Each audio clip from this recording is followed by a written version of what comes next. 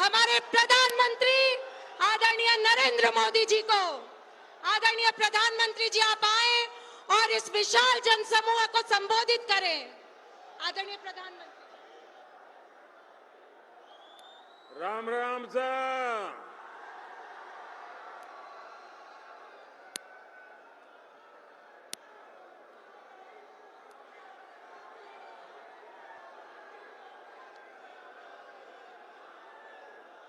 भारत माता की, भारत माता की। शक्ति स्वरूपा जीण माता जी, सालासर बालाजी महाराज, बाबा खाटू श्याम जी और वीर गोगाजी महाराज ने मारो बारंबार प्रणाम। राजस्थान पराक्रम और परिश्रम की धरती है। ये वीर माताओं की धरती है।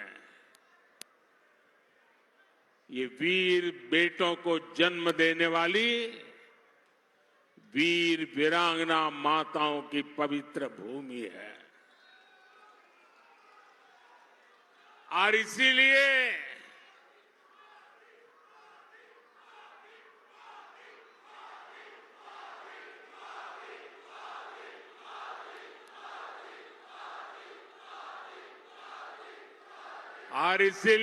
राजस्थान जो ठान लेता है वो पत्थर की लकीर बन जाता है। और यही जज्बा मेरे सामने देख रहा हूं।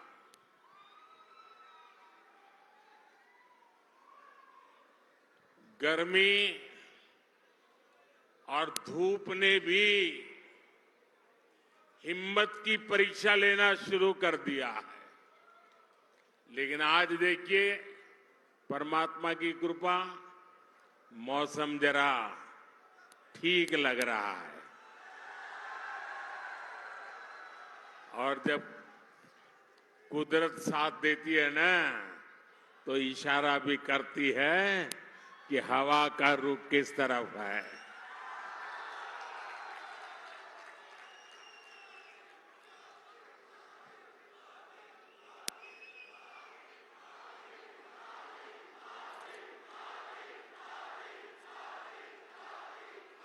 साथियों, राजस्थान का किसान, मेरे राजस्थान का नौजवान और आप सब माताएं बहनें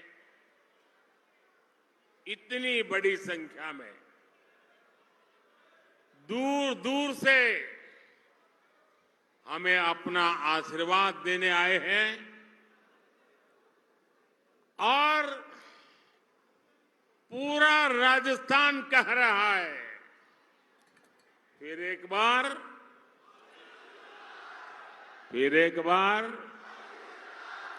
फिर एक बार। और आज चूरू ने ये बता दिया है कि 4 जून, 4 जून, 4 जून। और जब मैं चूरू आया हूं तो दिल्ली से नरेंद्र देवेंद्र के लिए आशीर्वाद मांगने आया है। और जब नरेंद्र देवेंद्र के लिए आशीर्वाद मांगता है तो आप लोग छप्पर फाड़ करके दे देते हैं।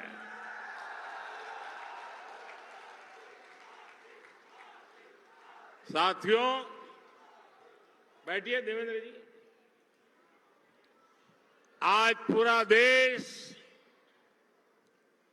विकसित भारत होने के संकल्प पर काम कर रहा है और इसमें राजस्थान की बहुत बड़ी भूमिका है। जब राजस्थान विकसित होगा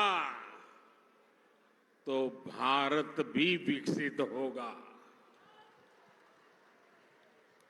बीते 10 साल में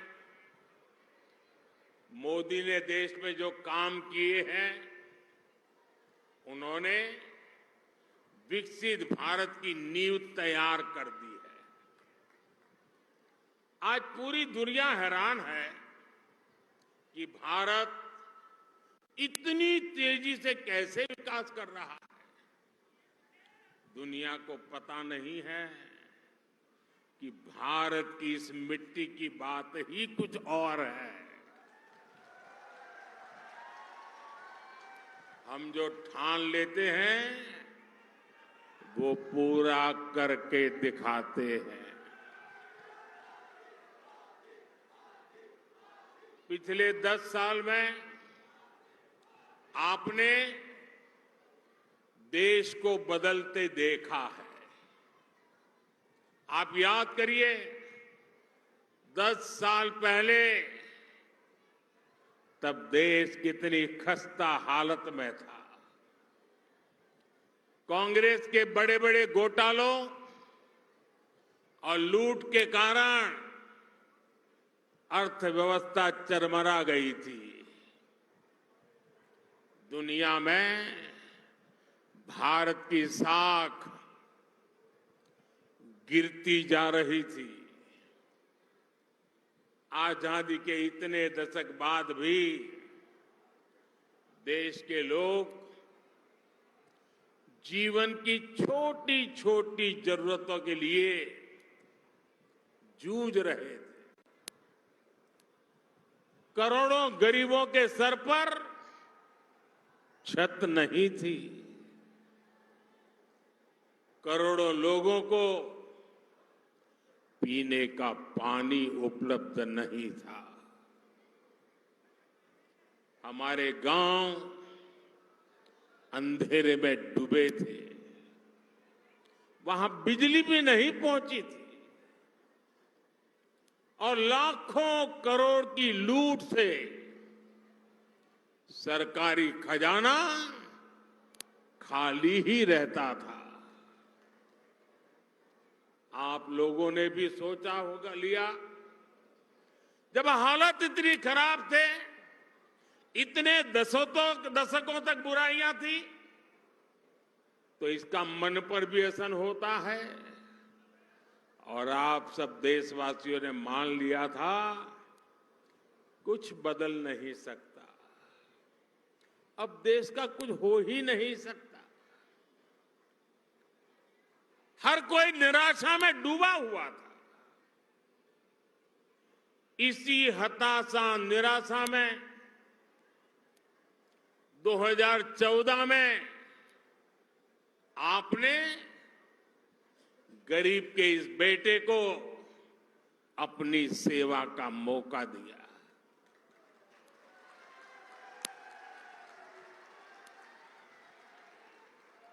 हताशा निराशा ये मोदी के पास भी नहीं फटक सकती। और मैंने तय किया कि हालात बदलने ही होंगे। और मेरे लिए तो मेरा भारत मेरा परिवार है।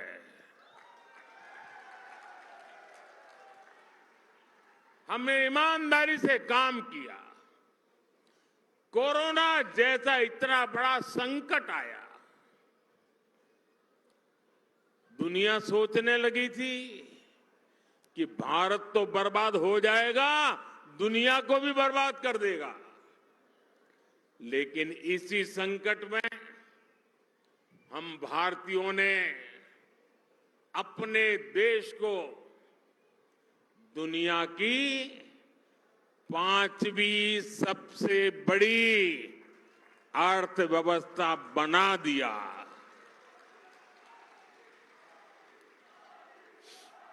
हम भी कह सकते थे भाई क्या करूं, पूरी दुनिया में आपदा आई है, हमारे यहां भी आपदा आई है, मैं क्या करूं। और हो सकता है देश वाले मान भी लेते, लेकिन मोदी ने वो रास्ता नहीं चुना। चुनौतियों को चुनौती देना, यही तो हमारी मिट्टी की ताकत होती है।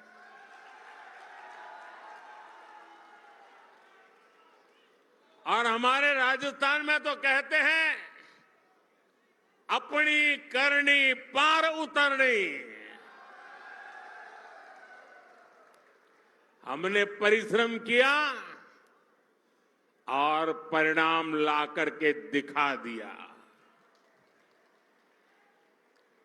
10 वर्षों में हमने करोड़ों गरीबों को प्रधानमंत्री आवास योजना के तहत पक्के आवास दिए, पक्के घर दिए, जिनकी 3-3, 4-4 पीढ़ी झुग्गी झोपड़ी में जिंदगी गुजारती थी, जो फुटपाथ पर जीने के लिए मजबूर थे, ऐसे करोड़ों लोगों को पक्के घर दिए। और मुझे खुशी इस बात की है कि हमने जो पक्के घर दिए ना, उसमें अधिकतर पक्के घर मेरी माताओं, बहनों, बेटियों के नाम पर है। वरना हम तो जानते हैं, हमारी समाज रचना ऐसी रही है कि घर होगा तो पुरुष के नाम पर, गाड़ी होगी पुरुष के नाम पर, खेत होगा पुरुष के नाम पर, दुकान होगी पुरुष के नाम पर, सब कुछ पुरुष के नाम पर। मोदी ने तय कर लिया कि सरकार जो घर देगी वो मेरी महिलाओं के नाम पर होगा। आप याद करिए, पहले जब घर बनाने के नाम पर योजनाएं आती थी, तब क्या होता था, गरीब को पता भी नहीं चलता था। उसके नाम का पैसा सरकार में बैठे लोग और उनकी पार्टी के लोग खा जाते थे। लेकिन अब पैसा सीधे गरीब के खाते में जा रहा है। अब गरीब को पक्का घर भी मिल रहा है, घर में जरूरत की सुविधाएं भी मिल रही है। साथियों, आज जब हम जल जीवन मिशन योजना लेकर घर घर में पानी का कनेक्शन भी देने का लगातार प्रयास कर रहे हैं। राजस्थान में करीब 50 लाख घरों में पीने का पानी पहुंचाने का कनेक्शन दिया जा चुका है। कांग्रेस सरकार हमारी इस योजना में भी भ्रष्टाचार करने का मौका नहीं छोड़ती थी। अब उन कमियों को भी दूर किया जा रहा है। वहां पीछे सुनाई नहीं देता क्या? सुनाई दे रहा है? अच्छा, ये तो आपका उत्साह है इसलिए।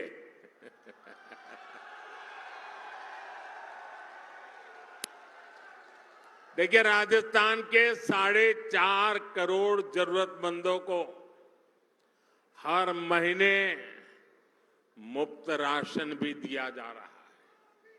यानी जीवन के हर पड़ाव पर भाजपा सरकार गरीब के साथ खड़ी है। जो काम इतने दशक में नहीं हुए, वो हमने 10 साल में करके दिखाए। और इसलिए मैं कहता हूं, जब नीयत सही तो नतीजे सही। और साथियों, 10 साल में जो हुआ, लोग तो कहते हैं बहुत कुछ हुआ, पहले की सरकारों की तुलना में बहुत कुछ हुआ। आप भी कहते हैं अरे मोदी जी तो रात दिन दौड़ते हैं, काम करते ही रहते हैं, सोते हैं कि नहीं सोते हैं, आप लोग बताते हैं, मुझे पता है।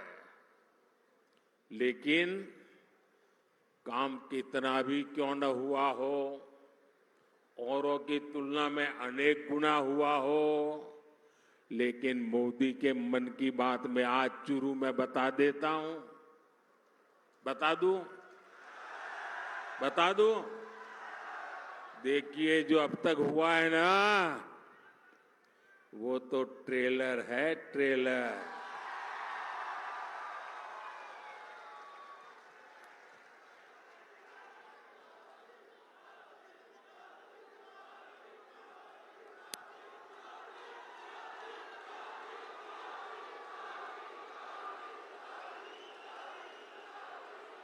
आप आजकल बड़ी बड़ी होटल में खाना खाने जाते हैं ना, तो पहले एपेटाइजर लेकर के आते हैं, थोड़ी थोड़ी 2-3-4 जरा बड़ी चटाकेदार चीजें परोसते हैं। तो कभी लगता है यार इतना आ गया, पेट तो भर गया, आप खाना क्या खाएंगे। ये जो मोदी ने किया है ना, वो तो एपेटाइजर है, एपेटाइजर। अभी तो पूरी खाने की थाली आधी बाकी है। बहुत कुछ करना है भाइयों, बहुत सारे सपने हैं। हमें देश को बहुत आगे लेके जाना है। साथियों, आज देश में मोदी की गारंटी की चर्चा हो रही है। मोदी की गारंटी कैसे पूरी होती है और कितनी रफ्तार से पूरी होती है, राजस्थान उसका बहुत बड़ा उदाहरण है। मैंने मेरी माताओं बहनों को गारंटी दी थी कि गरीबों का उज्ज्वला सिलेंडर सस्ता किया जाएगा। ये गारंटी पूरी हो गई है। मैंने युवाओं को गारंटी दी थी कि बीजेपी सरकार बनते ही कांग्रेस के पेपर लीक इंडस्ट्री के खिलाफ जांच बिठाई जाएगी। ये गारंटी भी पूरी हो गई है। मैंने ये भी गारंटी दी थी कि राजस्थान का मेरा किसान, शेखावटी के मेरे लोगों के लिए पानी की समस्या को खत्म किया जाएगा। जिस ईआरसीपी प्रोजेक्ट को कांग्रेस ने लटका कर रखा था, हमने उसे न केवल स्वीकृत किया बल्कि तेजी से काम भी जारी है। इससे पीने के पानी और लाखों हेक्टेयर जमीन को सिंचाई का भी लाभ मिलेगा। हमने हरियाणा से समझौता करके शेखावटी में पानी लाने का रास्ता भी साफ कर दिया है। भाइयों और बहनों, भाजपा जो कहती है वो जरूर करती है। दूसरी पार्टियों की तरह भाजपा केवल घोषणा पत्र नहीं जारी करती, हम तो संकल्प पत्र लेकर के आते हैं। 2019 में हमने जो संकल्प पत्र जारी किया था, उसके ज्यादातर संकल्प पूरे हो चुके हैं। और 2 साल कोविड के संकट के बावजूद भी मोदी ने आपको जो वादा किया था, वो वादा पूरा करने के लिए एड़ी चोटी का जोर लगा दिया है। राजस्थान के मेरे भाई बहन जम्मू कश्मीर की धरती पर जो मेरे वीर जवान शहीद हुए ना, उसमें मेरे इस शेखावटी के जवान भी शहादत मोली थी। उस जम्मू कश्मीर जहां पर मेरे राजस्थान के वीरों का रक्त आज उस जम्मू कश्मीर से आर्टिकल 370 खत्म हो गया।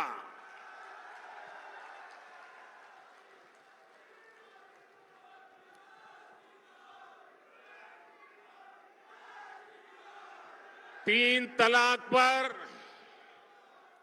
कानून हमारी मुस्लिम बहनों की मदद कर रहा है। और मेरी मुसलमान माताएं बहनें समझे, ये तीन तलाक आपके जीवन पर तो खतरा था ही था, मेरी मुस्लिम बेटियों के सर पे तलवार लटकती रहती थी। मोदी ने आपकी रक्षा तो की है, लेकिन मोदी ने हर मुस्लिम परिवार की भी रक्षा की है, क्योंकि मुस्लिम परिवार का वो पिता वो कभी सोचता था कि बेटी की शादी करके भेजा तो है, 2-3 बच्चे हो जाएंगे, उसके बाद अगर वो 3 तलाक करके वापस भेज देगा तो मैं बेटी को कैसे संभालूं। भाई को लगता था अगर 3 तलाक के कारण मेरी बहन घर वापस आ गई तो मेरा परिवार कैसे चलेगा। हर मां को लगता था कि इतने उत्साह और उमंग के साथ बेटी को शादी करके भेजा है, लेकिन 3 तलाक कह करके अगर बेटी को लौटा दिया तो मेरी बेटी की जिंदगी का क्या होगा। यानी पूरा परिवार 3 तलाक के नाम पर लटकती तलवार के नीचे मुसीबत में जिंदगी गुजारता था। मोदी ने सिर्फ मुस्लिम बहनों को नहीं, सभी मुस्लिम परिवारों की जिंदगी को बचाया है। लोकसभाओं में महिलाओं के लिए आरक्षण का कानून भी संसद ने पारित कर दिया है। ये भाजपा ही है जिसका संकल्प पत्र भी अपने आप में एक गारंटी माने जाना लगा है।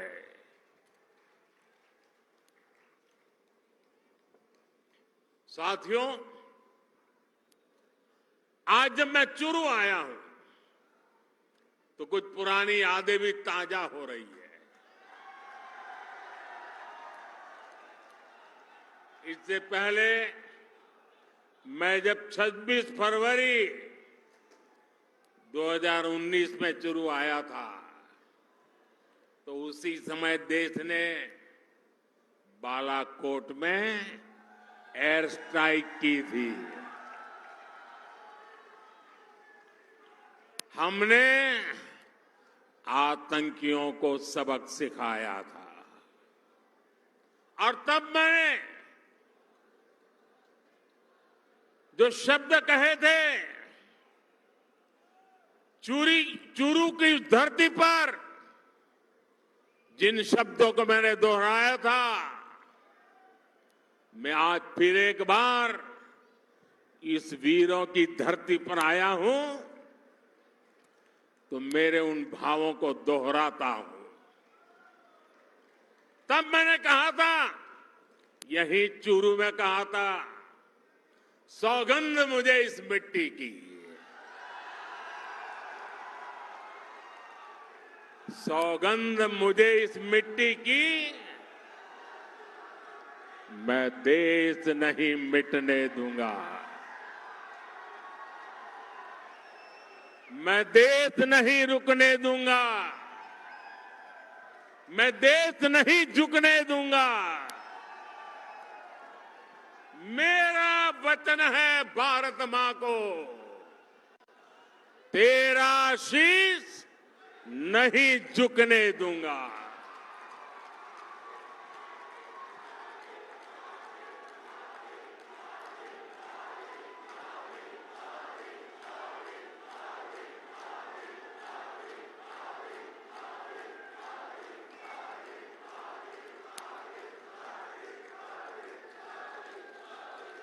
लेकिन साथियों, आपको याद होगा हमारी सेना ने जब सर्जिकल स्ट्राइक और एयर स्ट्राइक की, तब कांग्रेस और उसके साथी क्या भाषा बोल रहे थे। इसी गठबंधन गठबंधन के लोग हमारी सेना से शौर्य के सबूत मांग रहे थे। भाइयों और बहनों, सेनाओं का अपमान, देश का विभाजन, ये कांग्रेस पार्टी की पहचान है। जब तक इंडी अलायंस के लोग सत्ता में रहे, इन्होंने हमारे जवानों के हाथ बांध कर रखे। दुश्मन हमला करके चला जाता था, ये जवानों को जवाब देने की इजाजत नहीं देते थे। हमारे जवान 1 रैंक 1 पेंशन की मांग करते थे, कांग्रेस ने इसे भी पूरा नहीं होने दिया। हमारी सरकार बनी तो हमने सैनिकों को 1 रैंक 1 पेंशन का अधिकार भी दिया और सीमा पर पलटवार करने की छूट भी, खुली छूट दे दी। आज दुश्मन को भी पता है ये मोदी है, ये नया भारत है। ये नया भारत घर में घुसकर मारता है।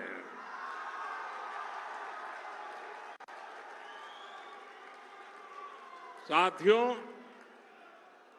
देश हित से भी ज्यादा कांग्रेस ने हमेशा तुष्टीकरण को प्राथमिकता दी है। ये लोग तुष्टीकरण के लिए किस हद तक जा सकते हैं, ये देश ने देखा है। ये वो लोग हैं जिन्होंने कोर्ट में जाकर कहा था कि प्रभु श्री राम तो काल्पनिक है। अभी कुछ महीने पहले ही अयोध्या में भव्य राम मंदिर का सपना पूरा हुआ।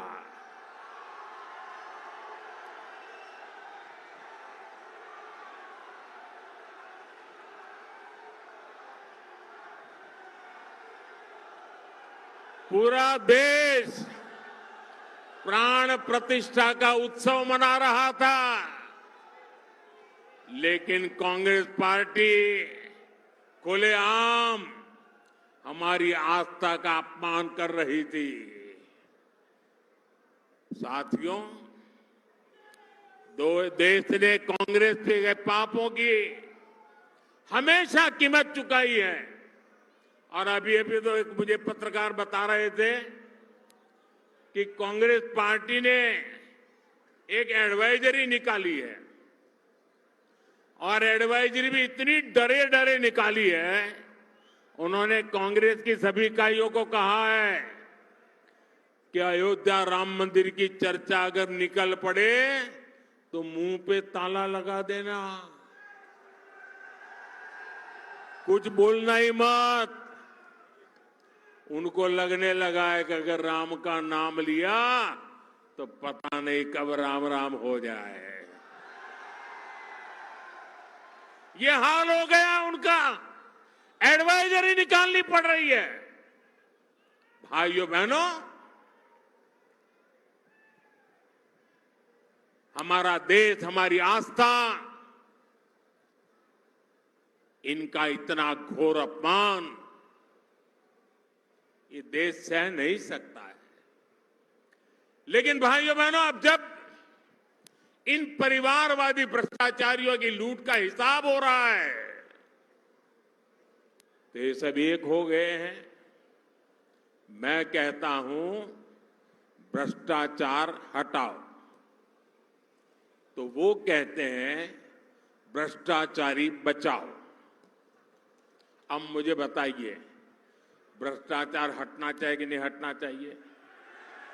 देश को भ्रष्टाचार से मुक्त करना चाहिए कि नहीं करना चाहिए? भ्रष्टाचार ने देश को बर्बाद किया है कि नहीं किया है? भ्रष्टाचार ने नौजवानों के सपनों को चूर चूर किया है कि नहीं किया है? क्या अगर मैं भ्रष्टाचार के खिलाफ लड़ाई लड़ता हूं कि सही है कि गलत है? सही है कि गलत है? मैं भ्रष्टाचार के खिलाफ लड़ाई जारी रखूं, आपके आशीर्वाद है, पूरी ताकत से आशीर्वाद मिलेंगे। आपने देखा होगा इस समय घमंडिया गठबंधन के लोग चुनाव की रैलियां नहीं कर रहे हैं, भ्रष्टाचारियों को बचाने की रैली कर रहे हैं। आप मुझे बताइए, कांग्रेस के सांसद के ठिकाने पर छापा पड़ा और वहां से अलमारी में, बक्सों में बंद किए हुए 300 करोड़ रुपए से ज्यादा मिले और टीवी पर देश ने देखा। और केवल कांग्रेस के एक सांसद के पास से एक जगह पर से 300 करोड़ का खजाना मिला है। और क्या क्या होगा वो तो अभी खोजना है।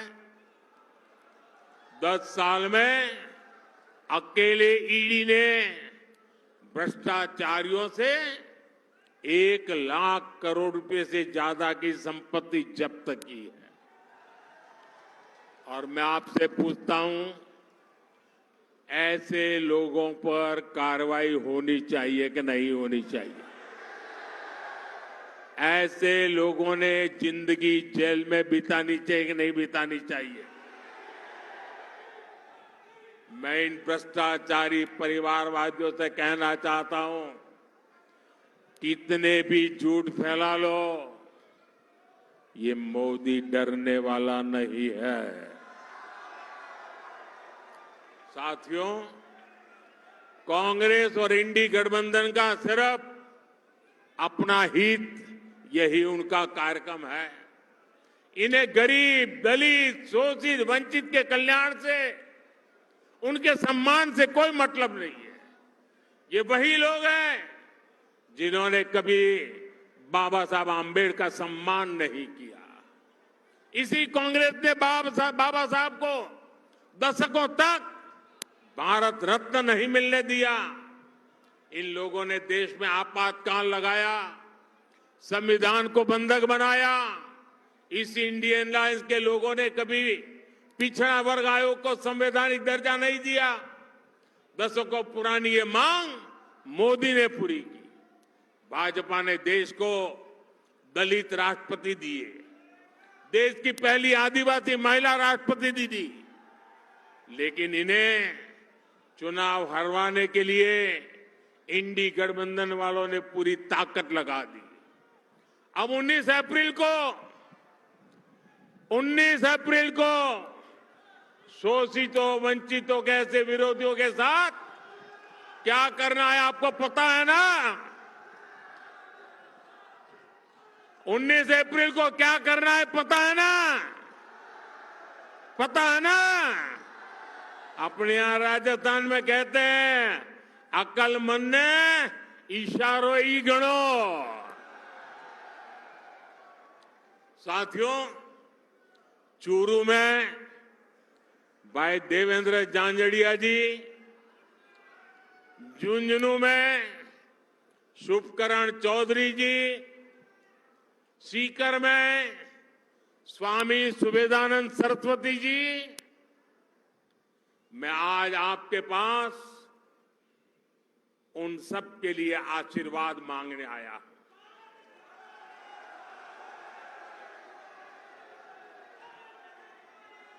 और आप में से बहुत कम लोगों को पता होगा, मैं आज बता देना चाहता हूं,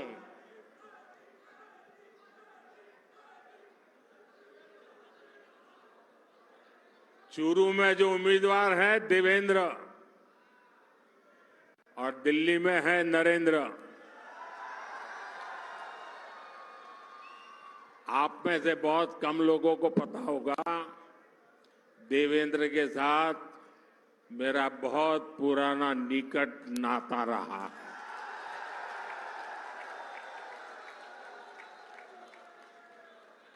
और जब मैं देवेंद्र को पहली बार मिला, जब मैंने उसकी मां की बातें सुनी, मेरे मन को छू गया कि मेरे देश के आन बान के शान के लिए शेखावटी की गरीब मां, अनपढ़ मां, अपना बेटा जिसका शरीर मुसीबतों से गुजारा करने वाला शरीर है, लेकिन उसको भी दुनिया में देश का नाम रोशन करने के लिए मां प्रेरित करती है। और देवेंद्र भी गरीबी की परवाह किए बिना जी जान से जुट करके भारत का सम्मान बढ़ाया है। देवेंद्र को टिकट देने के पीछे मोदी का मकसद यही था कि जो गरीब मां का बेटा होता है उसके सपने भी पूरे होने चाहिए। मोदी का देवेंद्र को टिकट देने का मकसद यही था कि मेरे देश के जो खिलाड़ी हैं, पूरे हिंदुस्तान के खेल जगत के बेटे बेटियां हैं, उनको प्रोत्साहन मिले कि आपका खेल का कार्यकाल ये देश कभी भूलने वाला नहीं है और उसका सिंबल ये हमारा देवेंद्र है। और इसलिए मैं चूरू वासियों से विशेष रूप से ऐसा गरीबी से ही लड़ा, ऐसा नहीं, दुनिया में जाकर के देश का डंका बजाया, ऐसे मेरे साथी को, चाहे वो चूरू हो, झुंझुनू हो या सीकर हो, आप भारतीय जनता पार्टी को भरपूर आशीर्वाद दीजिए। और मैं आपको विश्वास दिलाता हूं, आपके सपनों को पूरा करने के लिए मैं एड़ी चोटी का जोर लगा दूंगा जी।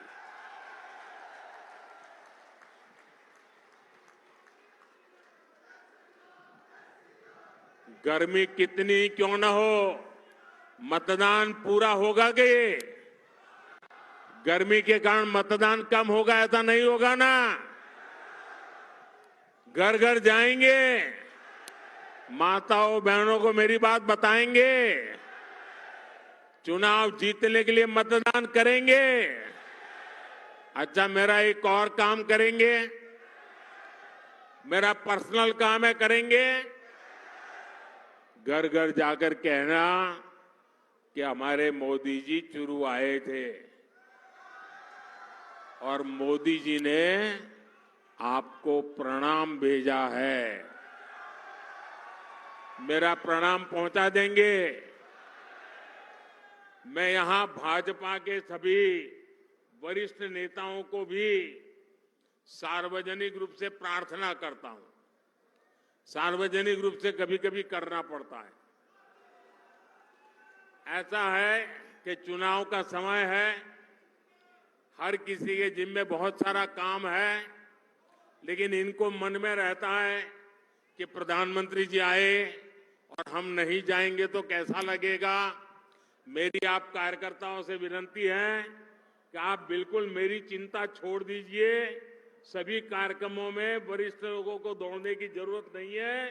कोई छोटा कार्यकर्ता भी रहेगा तो मोदी भी छोटा है, छोटे के बगल में बैठ जाएगा। आप कृपा करके सभी कार्यक्रमों के लिए मत दौड़िए। मेरे साथ बोलिए, भारत माता की, भारत माता की, भारत माता की।